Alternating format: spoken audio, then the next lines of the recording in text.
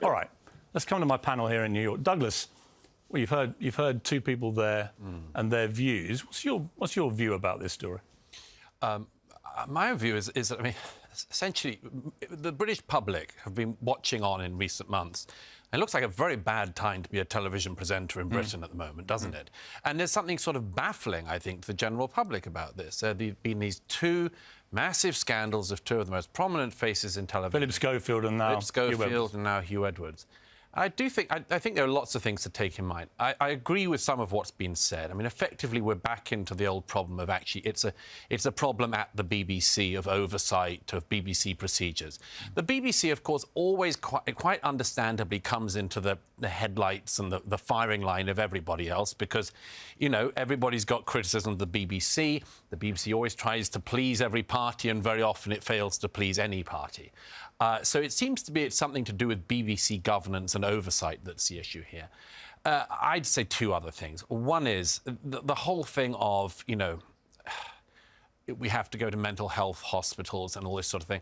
You know, men are idiots, and men are idiots a lot. And I do think that the sort of pathologizing of men making mistakes into always having to be a mental health issue is, you know, maybe something to be discussed another day, but it is a problem, that. And the second thing I'd just add to that is that whenever we look at a case like this, you know, we've just got to remember that there are a lot of different agendas that are going to go on behind this. There are going to be people who are going to come out for Team Huw Edwards. There are going to be not that many at the moment. There are going to be others that come out for, you know, the young man. And we just heard about the possibility of this young man is a well-adjusted crack cocaine addict, which I don't think is very likely at all. But you know, it's just a difficult, ugly, and complex story. I don't look to newscasters to moral guidance. I don't look to them for good behaviour or anything else. But much of the country just doesn't want to know about the private life of Huw Edwards. It's now out there, and for him, I'd have thought that's just career-wise a terrible place to be in. Louise, I think there's a lot of feelings you can have about this. You can feel sorry for Huw Edwards, that he's in this awful condition. He's in hospital. He's a well-documented depressive. He's had problems with this before. On a human level, I know him a bit.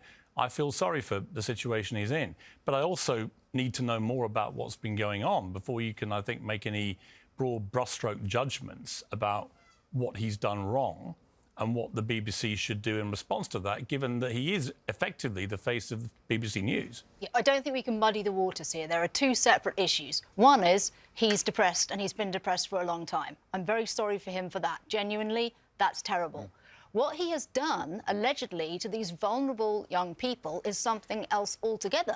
And listening to your other guests, I wonder if we're reading the same story, because I heard absolutely nothing of concern for the alleged victims that have come forward so far. Also, let me just say right now, it's not true that these allegations, all of the allegations, are unproven. The second accuser didn't go to the Sun. They went directly to the BBC and they said, I didn't want to meet up offline, he bullied me, he threatened me, and the BBC themselves reported that they had checked Huw Edwards, as we now know, phone, and that, yes, indeed, those threatening messages came from him. So if everybody, I think, should stop feeling sorry for Mr. Edwards in terms of what he allegedly did to these people, that's not OK.